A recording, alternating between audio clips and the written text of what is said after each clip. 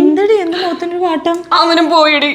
എവൻ അന്ന് നമ്മൾ കണ്ടില്ലേ? ഒറ്റ മിനിറ്റ്. കുന്നംകുളത്ത് പരിചയപ്പെട്ട മിഥുൻ, കോളേജിൽ നിന്ന് പരിചയപ്പെട്ട രാകേഷ്, ബീച്ചിൽ നിന്ന് പരിചയപ്പെട്ട സന്ദീപ്. ഇതിൽ ആരടി? ലോക് മിഥുൻ.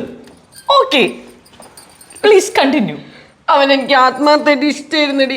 അത് അവൻ മനസ്സിലാക്കിയില്ല. നീ ഇങ്ങനെ വരുന്നേ? എന്താ നിനക്ക് സങ്കടം?